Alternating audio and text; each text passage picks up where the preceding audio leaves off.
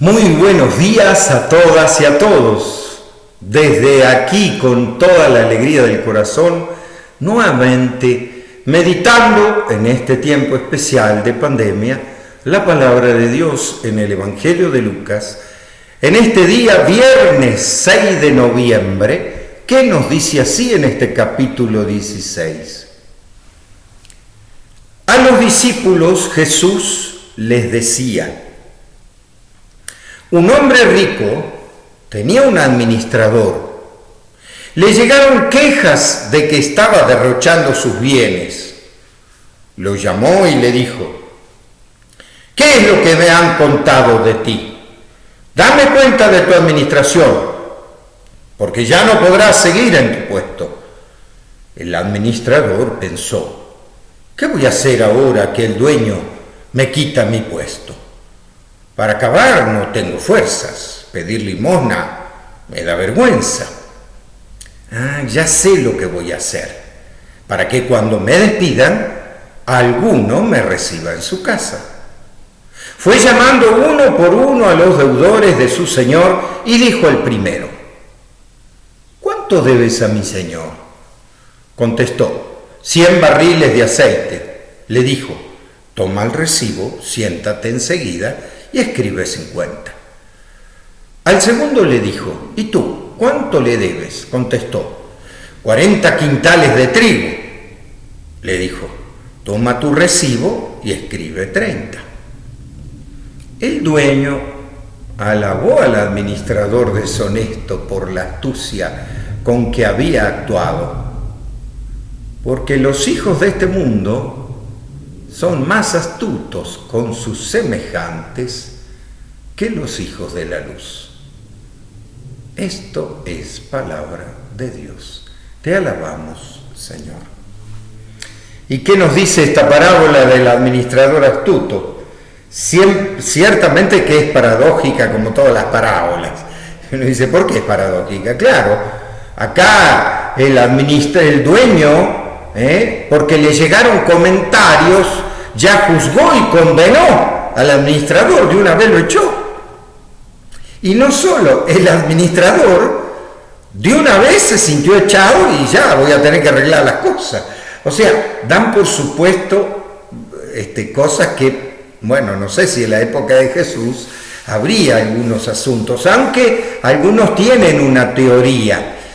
Pero ciertamente que dice acá, el administrador pensó: ¿qué voy a hacer con mi trabajo ahora que lo pierdo? Y entonces llama uno por uno. ¿Para qué? Para hacerse amigo.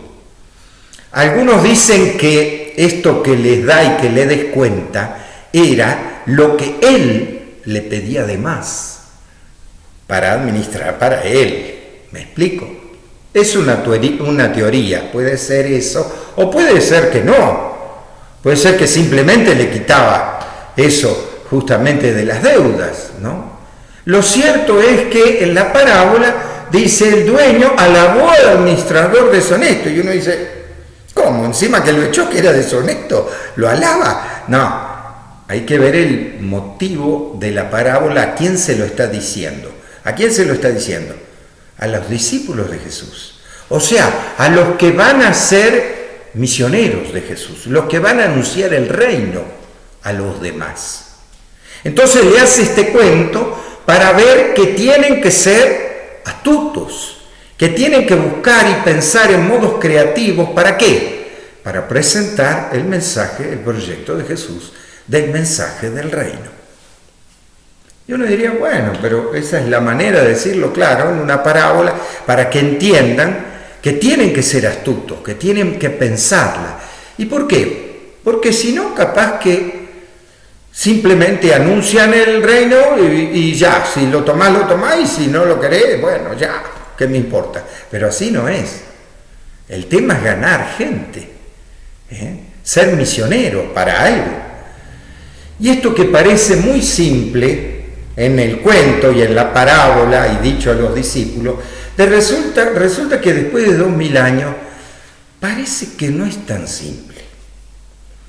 Y no es tan simple para nosotros mismos. Y uno dice: ¿por qué? Porque para las cosas de Dios no somos astutos, no la pensamos. Y yo lo digo sinceramente porque estoy haciendo un mea culpa de las realidades eclesiales de nuestra Iglesia Católica, en donde yo muchas veces he cuestionado profundamente algunos modos pastorales. Por ejemplo, las parroquias dan siempre las catequesis de primera comunión, de confirmación, y más de una vez yo le dije, a ver, díganme, ¿ustedes cuántos alumnos tuvieron de primera comunión? Tantos tomaron la primera. ¿Cuántos de confirmación? Tantos tomaron. ¿Cuántos quedaron después de la primera comunión? Y resulta que el número es ínfimo o ninguno, lo que es peor. O, por ejemplo, la confirmación, ¿cuántos quedaron? Tal vez un puñadito. No, nadie. Y no se cuestionan para qué trabajaron en catequesis o para qué le estuvieron transmitiendo si no les quedó fe en el corazón. No se lo cuestionan. No, nosotros siempre lo hicimos así. Yo me acuerdo porque tengo que decir, son problemas estructurales. Una vez le pregunté a un cura, bueno, a ver, vos hacés misión. Sí, me dice, yo hago misión con un método así, asado. Bueno, le digo, y entonces me empezó a contar el método, que de acá, que de allá. Y yo al final le dije, decime, de tu método, que vos lo tenés bien estructurado y bien misionero, ¿cuánta gente queda después de lo que vos hacés? Y él me dijo, tengo que ser sincero, no llega a un 10%, tal vez un 5%. Yo entonces le dije, ¿pero cómo? ¿No llega a un 10% ni a un 5%? ¿No te parece que tendrías que cambiar de método misionero porque eso no va? Si yo siembro, por ejemplo, en un campo, 100 semillas de maíz, y me da una sola, ¿acaso no tengo que pensar en qué fallé? ¿Qué pasó? ¿Acaso la tierra estaba mala? ¿El abono? ¿La lluvia? A ver, ¿qué pasó que fracasé? No, me dice el cura, no, porque nosotros estamos bien, siempre lo hicimos así, y entonces, o sea, no da ningún fruto, y sin embargo sigue siendo lo mismo. Yo lo digo porque a mí me asombra y me sorprende eso que para lo que es el pueblo y para ganar el proyecto de Jesús, que es la buena noticia del reino, la justicia, la verdad, la solidaridad, tenemos que tener creatividad, tenemos que variar las cosas de modo de que este mundo, en este cambio epocal, con el consumo, con las cosas que nos aturden, ¿cómo hacemos para que la gente realmente descubra la grandeza de la fe, del reino de los cielos, de que un mundo distinto es posible? Yo veo que no se lo cuestiona. Yo digo, ¿qué diferencia con los indígenas, no? ¿Por qué? Porque para ellos el tema de lo sagrado es esencial. Hay conflictos graves por problemas religiosos. ¿Por qué? Porque para ellos, claro, el medio de la selva es armonía de la creación, contrariamente a lo que nosotros tenemos en la cabeza, que sale en las películas, que la selva es para comerte y para venir monstruos a matarte. Ellos no, ellos saben que es la armonía del misterio. Nosotros, claro, estamos en una sociedad urbano-industrial y en vez de llevarnos a Dios, pues nos aleja. El consumo, el tener más, las peleas, los litigios, ahora en la pandemia, cómo me escondo, los miedos. Pero yo digo, no tenemos que pensar en modos nuevos.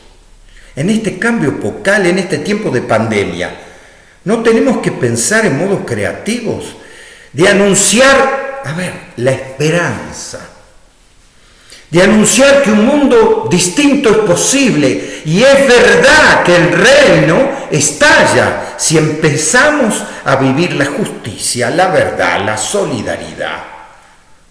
No tiene nada que ver con el dinero ni con el consumismo, no. pero es la verdadera alegría de Jesús, que es siempre, siempre buena noticia. Por eso, un gran desafío nos espera, ahora en pandemia y después de la pandemia más todavía. ¿Por qué? Porque tendremos que anunciar la alegría del reino de los cielos, la alegría del proyecto de Jesús, de que un mundo distinto, solidario, cálido, es posible por encima de todos los males que tengamos, por encima de la pandemia, del cambio epocal, de los poderes. Tenemos el proyecto del reino, lo más grande, que trasciende hasta nuestra vida. Que seamos verdaderos discípulos de Jesús y que podamos recrear nuestra misión. Que Dios lo bendiga en el nombre del Padre, del Hijo y del Espíritu Santo.